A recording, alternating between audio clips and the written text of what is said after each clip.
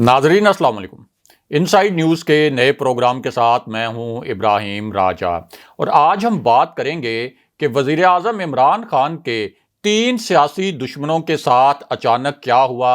मरियम नवाज का मुहासरा किसने किया,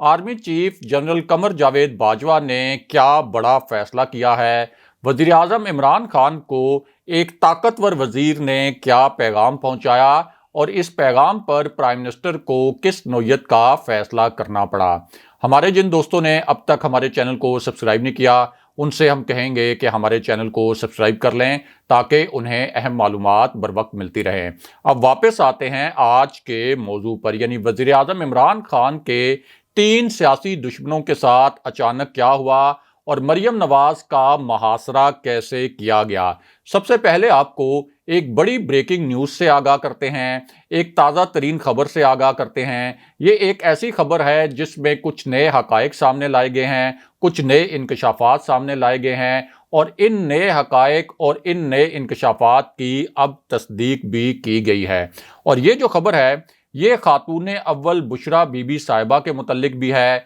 बराह रास्त इस खबर का ताल्लुक वज़ीर आज़म इमरान खान से भी है और ये खबर मरियम नवाज से भी जुड़ी हुई है और इस पूरे मामले में अब एक सनसनीखेज पेशरफ्त हुई है और 2 बड़े इंकशाफात हुए हैं। तो मामला ये है कि खातून अव्वल पर जिस किस्म के इल्ज़ामात लगाए गए थे इस हवाले से अब कुछ नई चीज़ें सामने आई हैं और ये जो इल्ज़ामात थे इन इल्ज़ामात में ये दावा किया गया था, ये एक गलीज किस्म का इल्ज़ाम लगाया गया था कि प्राइम मिनिस्टर इमरान खान और खातून अव्वल बुशरा बीबी साहिबा की अलहदगी हो गई है। बुशरा बीबी साहिबा बनी गाला छोड़ चुकी हैं, बनी गाला छोड़कर वो लाहौर मुंतकिल हो गई हैं और लाहौर में वो अपनी सहेली जिनका नाम फराह खान है, जो उनकी बेस्ट फ्रेंड हैं और उनकी शादी में भी मौजूद हैं, इस वक्त वो अपनी सहेली फराह खान के घर मुकीम हैं। ये इल्ज़ाम लगाया गया बग़ैर किसी सबूत और किसी शवाहिद के।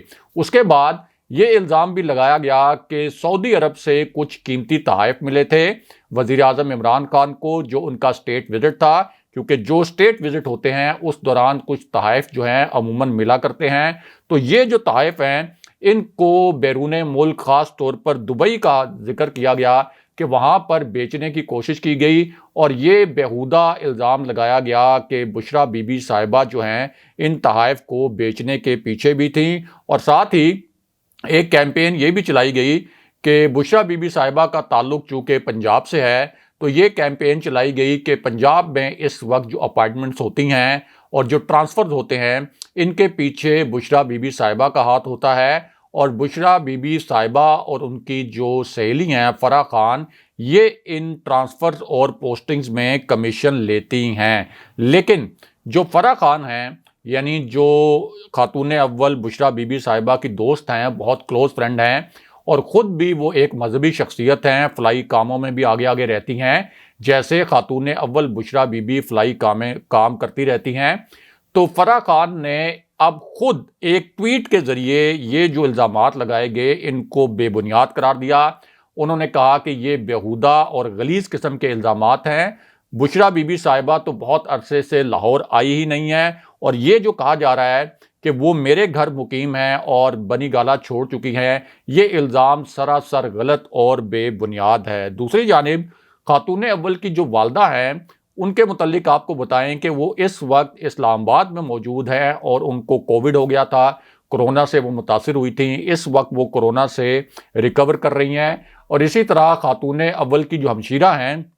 वो भी कोरोना से मुतासिर हुई थी। इस वक्त वो कोविड से मुतासिर अभी भी हैं और उनका जो एक रिकवरी प्रोसेस है वो जारी है। तो इस पूरी सिचुएशन में एक बड़ा फैसला ये किया गया कि जो खातून अव्वल के ख़िलाफ़ कैंपेन चलाई गई इसकी तहकीकात की जाएंगी और अब उन लोगों को स्पेयर नहीं किया जाएगा, उन लोगों को बिल्कुल खुली छुट्टी नहीं दी जाएगी जिन्होंने ये इतनी काबिल मजम्मत, बेहुदा और शर्मनाक किस्म की कैंपेन खातून अव्वल के ख़िलाफ़ चलाई, सिर्फ इस वजह से कि एक तो उनका मजहबी रुझान है और दूसरा इस वजह से कि प्राइम मिनिस्टर इमरान खान को तो ये सियासी तौर पर नहीं झुका सके, तो उनकी ज़ाती ज़िंदगी पर हमले करके प्राइम मिनिस्टर इमरान खान पर कुछ दबाव डाल सकें। अब जब तहकीकात की गई तो उसके अंदर 2 बड़े इंकशाफात हुए, क्योंकि ज़ाहिर है کہ یہ جب اس قسم کی کیمپین چلتی ہے تو یہ ایسے نہیں چلتی کہ کسی نے رینڈم کوئی ٹویٹ کر دیا یا رینڈم کسی نے فیس بک کے اوپر کوئی پوسٹ کر دی، بلکہ اس کے لیے منظم منصوبہ بندی کی جاتی ہے۔ ٹویٹر پر ٹرینڈ چلانے کے لیے وسائل بھی درکار ہوتے ہیں، ایک پورا سوشل میڈیا سیل درکار ہوتا ہے تاکہ یہ ٹرینڈ جو ہے یہ چلے اور پھر ٹویٹر پر جو ٹاپ 10 ٹرینڈز ہیں وہاں پر یہ نظر بھی آئے، اور اسی طرح فیس بک پر اور جو دیگر سوشل میڈیا پلیٹ فارمز ہیں وہاں بھی اگر کوئی ٹرینڈ چلانا ہے یا کسی خبر کو، کسی ویڈیو کو وائرل کرنا ہے، خاص طور پر کسی مذموم مقصد کے تحت آپ یہ کہہ سکتے ہیں کہ کسی بے بنیاد خبر کو آگے بڑھانا ہے، تو اس کے لیے ظاہر ہے کہ ایک سوشل میڈیا سیل کی ضرورت ہوتی ہے۔ جب تحقیقات کی گئیں تو پتہ یہ چلا کہ یہ جو پورا ٹرینڈ تھا یہ ایک ایسے شخص نے چلایا جو مریم نواز کا ایک بہت ہی خاص آدمی تھا، بہت قریبی آدمی تھا۔ میاں نواز شریف کے بھی یہ شخص بہت قریب ہے، اور سوشل میڈیا سیل جسے مریم نواز خود ہیڈ کرتی ہیں اب بھی، اور یہ سوشل میڈیا سیل انہوں نے اس وقت قائم کیا تھا جب مسلم لیگ نون کی حکومت تھی اور میاں نواز شریف پرائم منسٹر تھے، اور وزیراعظم ہاؤس میں بیٹھ کر مریم نواز وزیراعظم کے ہاؤس کے جو وسائل ہیں اور جو سرکاری وسائل ہیں ان کو استعمال کر کے یہ سوشل میڈیا سیل بھی چلاتی تھیں، اور جو ایک میڈیا سیل ہے مسلم لیگ نون کا وہ بھی وزیراعظم آفس سے اور وزیراعظم ہاؤس سے چلایا جاتا تھا سرکاری خرچ پر، اور بعد میں فواد چودھری کے مطابق اس میں اربوں روپے کی بے ضابطگیوں کا انکشاف بھی ہوا تھا۔ اب پتہ یہ چلا کہ یہ جو ٹرینڈ بنانے والا شخص تھا یہ اصل میں مریم نواز کے سوشل میڈیا سیل کا ایک عہدیدار تھا۔ اسے گرفتار بھی کر لیا گیا ہے، لیکن جب اس سے تحقیقات ہوئیں تو اس نے زبان کھول دی، اور اب ایف آئی اے کے جو ذرائع ہیں انہوں نے اس حوالے سے کچھ نئے انکشافات کیے ہیں، اور اس قسم کے انکشافات کیے ہیں کہ یہ ٹرینڈ اصل میں اس شخص نے خود نہیں بنائے بلکہ کسی کے کہنے پر بنائے۔ اور ایف آئی اے کے ذرائع کا کہنا ہے کہ اس شخص نے یہ بتایا ہے ایف آئی اے کو تحقیقات کے دوران کہ مجھے خاتون اول اور پرائم منسٹر عمران خان کے خلاف ٹرینڈز بنانے کے لیے قیادت کی جانب سے ٹاسک سونپا گیا تھا۔ جب اس شخص سے پوچھا گیا کہ قیادت سے کیا مراد ہے تو ظاہر ہے کہ Maryam Nawaz social media cell نون لیگ کا جو ہے اس کو ہیڈ کرتی ہیں، تو اس شخص نے کہا کہ ظاہر ہے کہ جو مریم نواز کی جانب سے ڈائریکٹیوز آتے ہیں، جو ہماری قیادت کی جانب سے ڈائریکٹیوز آتے ہیں، ہم تو پیڈ ملازم ہیں، امپلائی ہیں، تنخواہ دار ملازم ہیں، ہم تو صرف ان کے کہنے پر اپنی ملازمت کرتے ہیں۔ اب جس وقت یہ انکشاف ہوا تو اس کے بعد تحریک انصاف نے ایک بڑا فیصلہ کیا، کیونکہ تحریک انصاف اب یہ چاہ رہی تھی کہ اس ٹرینڈ کے جو ماسٹر مائنڈز ہیں ان کے خلاف بھی کارروائی ہو، اور پھر تحریک انصاف کی جانب سے اب باضابطہ طور پر مریم نواز کو گرفتار کروانے کے لیے ایک درخواست ایف آئی اے میں دائر کر دی گئی ہے۔ یہ درخواست تحریک انصاف کی جو رکن قومی اسمبلی ہیں عالیہ حمزہ، انہوں نے ایف آئی اے کے سائبر کرائم ونگ کو دی ہے، اور اس درخواست کے جو 3 نکات ہیں وہ آپ کے سامنے رکھتے ہیں۔ ایک تو اس درخواست میں یہ کہا گیا ہے کہ خاتون اول نہ تو سیاستدان ہیں، نہ ان کا سیاست سے کوئی تعلق ہے، نہ سیاسی بیانات دیتی ہیں، لیکن ان کے خلاف جس قسم کا ٹرینڈ چلایا گیا بغیر شواہد کے، بغیر ثبوت کے، یہ ایک سنگین جرم ہے۔ دوسرا، اسی درخواست میں یہ کہا گیا کہ جس شخص کو گرفتار کیا گیا یہ ٹرینڈ چلانے پر، اس کی حمایت میں مریم نواز نے خود ٹویٹ کیے، خود تسلیم کر لیا کہ وہ شخص ہماری پارٹی کا حصہ ہے، ہماری پارٹی کا عہدیدار ہے، اور ساتھ ہی انہوں نے یہ بھی کہا کہ ہم اس کی ضمانت کے لیے وکیل بھی فراہم کریں گے پارٹی کے پلیٹ فارم سے، یعنی پارٹی اس شخص کا کیس لڑے گی۔ تو اس سے یہ ظاہر ہو گیا کہ مریم نواز کا جو سوشل میڈیا سیل ہے جس کی وہ خود ہیڈ ہیں، انہوں نے اس شخص کو یہ ہدایت کی تھی کہ آپ ٹرینڈ بنائیں پرائم منسٹر عمران خان کے خلاف اور خاتون اول کے اوپر جو بے بنیاد الزامات لگائے گئے اس حوالے سے۔ اس لیے ماسٹر مائنڈ اس کرائم کی اصل میں مریم نواز ہیں، اور اسی درخواست میں پھر ایف آئی اے سے کہا گیا کہ اگر اس شخص کو گرفتار کیا گیا ہے تو پھر مریم نواز کو بھی گرفتار کیا جائے۔ یہ درخواست باضابطہ سبمٹ کروا دی گئی ہے۔ بہرحال اب بات کرتے ہیں کہ وزیر اعظم عمران خان کے 3 سیاسی دشمنوں کے ساتھ اچانک کیا ہوا، اور مختصراً آپ کو یہ بھی بتاتے ہیں کہ محسن بیگ کی گرفتاری کے بعد اب کیا 2 نئے اور ڈرامائی موڑ آئے ہیں۔ محسن بیگ کو جب ایف آئی اے نے گرفتار کیا اور پھر ان کو تھانہ مارگلہ میں منتقل کیا گیا، ان کو عدالت میں پیش کیا گیا اور انسداد دہشت گردی کی عدالت میں پیش کیا گیا، انسداد دہشت گردی کی دفعات بھی ان کے اوپر لگائی گئیں۔ ان کا پھر پولی کلینک ہاسپٹل میں ایک میڈیکل چیک اپ ہوا، جس کے بعد 3 دن کا ان کا ریمانڈ دیا گیا تھا۔ لیکن اگلے دن ایک آپ کہہ سکتے ہیں کہ اسی کیس میں نیا موڑ آیا، اور وہ موڑ یہ تھا کہ ان کا جو بیٹا تھا اب تک گرفتار نہیں ہوا تھا۔ ان کے بیٹے کے متعلق ایف آئی اے نے یہ الزام لگایا کہ اس نے بھی ایف آئی اے کے اہلکاروں پر اور پولیس کے اہلکاروں پر تشدد کیا تھا، ان کو زد و کوب کیا تھا، اور ایک نئی فوٹیج بھی ایف آئی اے نے جاری کی، اور اس فوٹیج کے متعلق ایف آئی اے نے کہا کہ یہ دیکھا جا سکتا ہے کہ ان کے بیٹے کے ہاتھ میں بھی ایک پسٹل موجود تھا، اور وہ بھی پولیس اور ایف آئی اے کے اہلکاروں کو زد و کوب کر رہا تھا۔ اب رات گئے، ایک تو جو محسن بیگ کے بیٹے ہیں ان کو بھی گرفتار کیا گیا، اس کے بعد جو ان کی ایک نیوز ایجنسی ہے، آن لائن نیوز ایجنسی، اس کے اوپر چھاپا مارا گیا، وہاں سے ریکارڈ چیک کیا گیا، اور یہ دعویٰ کیا گیا کہ کچھ دستاویزات جو ہیں وہاں سے حاصل کی گئی ہیں۔ پھر اگلی ڈیولپمنٹ یہ ہوئی کہ محسن بیگ صاحب کے جو 2 ملازمین تھے، جن کے متعلق ایف آئی اے نے یہ الزام عائد کیا کہ یہ 2 ملازمین بھی تشدد میں ملوث تھے، انہوں نے بھی ایف آئی اے اور پولیس اہلکاروں کو زد و کوب کیا تھا، ان پر تشدد کیا تھا۔ اب یہ دونوں ملازمین بھی جو پہلے روپوش تھے، ان کو بھی گرفتار کر لیا گیا، انہیں بھی انسداد دہشت گردی کی عدالت میں پیش کیا گیا، اور اب ایف آئی اے کی جانب سے کچھ نئی تصاویر بھی جاری کی گئی ہیں، کچھ نئی ویڈیوز بھی جاری کی گئی ہیں، اور ان ویڈیوز اور تصاویر میں دیکھا جا سکتا ہے کہ محسن بیگ، ان کے بیٹے اور ان کے جو کچھ ملازمین ہیں، انہوں نے اسلحہ اٹھا رکھا ہے۔ بہرحال اب واپس آتے ہیں کہ وزیراعظم عمران خان کے 3 سیاسی دشمنوں کے ساتھ کیا ہوا، اور مختصراً آپ کو army chief general Qamar Javed Bajwa کی ایکسٹینشن کے حوالے سے بھی ایک اہم خبر سے آگاہ کرتے ہیں۔ اب یہ جو خبر ہے،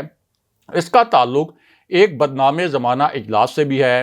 یہ اجلاس اس قسم کا اجلاس تھا کہ جس میں ایک بہت ہی حیران کن نوعیت کا فیصلہ کیا گیا۔ کوئی بھی توقع نہیں کر رہا تھا کہ اس قسم کا فیصلہ اس اجلاس میں کیا جا سکتا ہے، بہت ان ایکسپیکٹڈ فیصلہ تھا۔ مسلم لیگ نون کی پوری قیادت اس اجلاس میں شریک تھی، اور ان کو خاص طور پر میاں نواز شریف کی جانب سے اس اجلاس میں شرکت کی دعوت دی گئی تھی۔ یہ پورا جو گروپ تھا مسلم لیگ نون کے قائدین کا اور رہنماؤں کا، یہ لندن گیا تھا، میاں نواز شریف سے ان کی ملاقات ہوئی تھی۔ خرم دستگیر، مریم اورنگزیب، خواجہ آصف، شہباز شریف، یہ تمام لوگ اس اجلاس میں موجود تھے،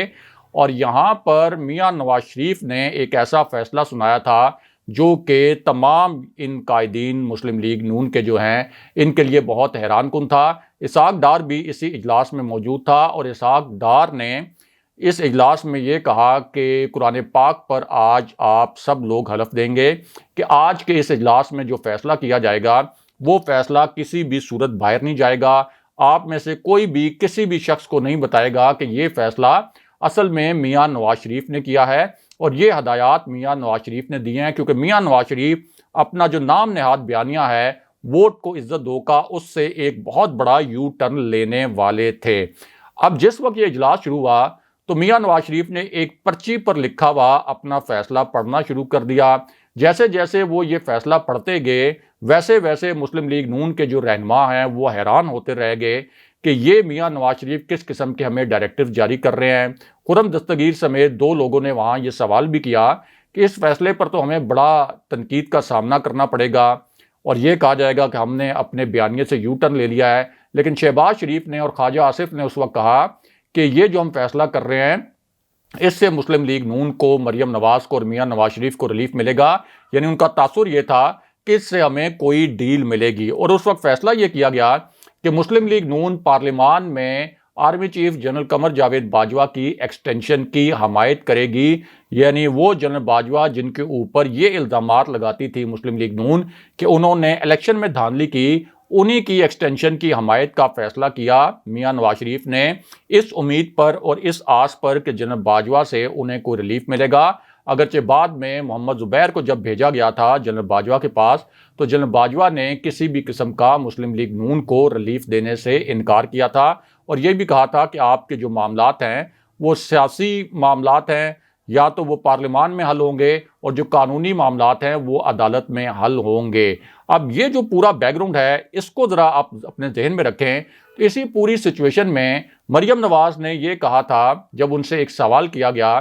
کہ army chief general Qamar Javed Bajwa کی ایکسٹینشن کی حمایت آپ کی پارٹی نے کیوں کی؟ اگر آپ یہ سمجھتے ہیں کہ جنرل باجوہ نے 2018 کے الیکشن میں دھاندلی کروائی تھی تو کیا اس وقت آپ کوئی ڈیل لینا چاہ رہے تھے؟ تو مریم نواز نے اس وقت یہ الفاظ بولے تھے کہ میں اس ایکسٹینشن کے گناہ میں شریک نہیں تھی، یعنی یہ ایک غلط کام کیا گیا تھا اور اس وقت گناہ کیا گیا تھا اور میں اس گناہ میں شریک نہیں تھی۔ حالانکہ سب کو معلوم ہے کہ میاں نواز شریف کی جانب سے براہ راست یہ ہدایات دی گئی تھی۔ مریم نواز، شہباز شریف سب اس معاملے پر آن بورڈ تھے۔ اب اس پوری صورتحال میں ایک نئی اپڈیٹ یہ ہوئی ہے کہ مریم نواز کی جو تازہ ترین پیشی ہوئی ہے اسلام آباد ہائی کورٹ میں، یہاں پر مریم نواز سے سوال کیا گیا کہ army chief general Qamar Javed Bajwa کی ممکنہ ایکسٹینشن کے متعلق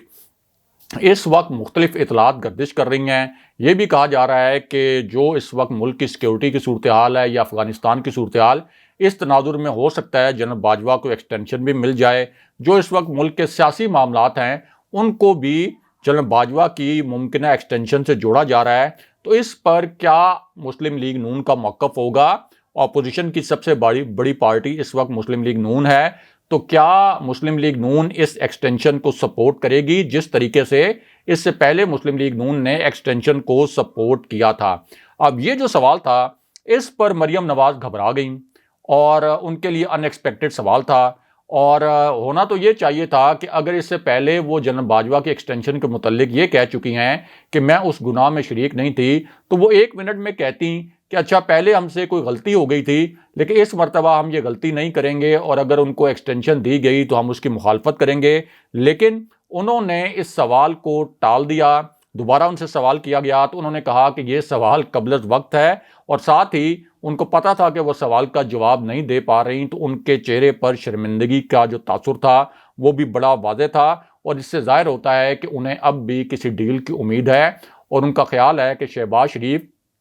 طاقتور حلقوں سے رابطے کر کے کوئی ڈیل لے سکتے ہیں۔ اس لیے وہ اس پیچیدہ موقع پر اور نازک موقع پر کوئی بھی ایسی بات نہیں کرنا چاہ رہی تھیں جس سے طاقتور حلقے ناراض ہو جائیں۔ دوسری جانب بڑی خبر یہ ہے کہ وزیر اعظم عمران خان کے 3 سیاسی دشمنوں کے ساتھ 3 محاذوں پر بہت برا ہوا ہے۔ ایک تو آصف علی زرداری کے متعلق ذرائع نے یہ بتایا ہے کہ بلوچستان کا جو ان کو ٹاسک دیا گیا تھا کہ آپ نے بلوچستان سے حکومت کے اتحادیوں کو توڑنا ہے، بلوچستان سے بلوچستان عوامی پارٹی نے ایک صاف، loud and clear message Asif Ali Zardari کو پہنچا دیا ہے کہ ہم آپ کا احترام تو کرتے ہیں لیکن تحریک عدم اعتماد میں آپ کا ساتھ نہیں دیں گے۔ دوسری جانب چودھری پرویز الہی سے ظاہر آصف علی زرداری کو پہلے ہی نہ ہوگی تھی، اور شہباز شریف کو ہم خیال گروپ سے بھی اب باضابطہ طور پر نہ ہو گئی ہے۔ ہم خیال گروپ نے اپنے اجلاس کا اعلامیہ جاری کر دیا ہے جو تحریک انصاف کا ہم خیال گروپ تھا، اور چودھری پرویز الہی بھی ظاہر شہباز شریف کو پہلے ہی نہ کر چکے تھے۔ اسی پوری صورتحال میں فضل الرحمان نے اپنی جانب سے کوشش کی کہ کے پی میں جو تحریک انصاف کے کچھ ارکان اسمبلی ہیں ان کے اوپر کوئی کام کیا جائے، کیونکہ کبھی کبھار وہ اپنے تحفظات کا اظہار کرتے رہتے ہیں، لیکن کے پی سے ایک رکن بھی اس تحریک عدم اعتماد کے حق میں ووٹ دینے کے لیے تیار نہیں ہوا۔ اور یہ جو تینوں سیاسی دشمن تھے، فضل الرحمان، شہباز شریف اور آصف علی زرداری، یہ تحریک عدم اعتماد کے میدان میں برے طریقے سے مارے گئے ہیں، اور اب چونکہ یہ تحریک عدم اعتماد کا دعویٰ تو کر بیٹھے ہیں لیکن ان کے پاس نمبر پورے نہیں ہو رہے، اور انہیں سمجھ نہیں آ رہی کہ کس طرح سے فیس سیونگ حاصل کریں اور تحریک عدم اعتماد سے کس طرح سے فرار اختیار کریں۔ اگلے پروگرام تک کے لیے خدا حافظ۔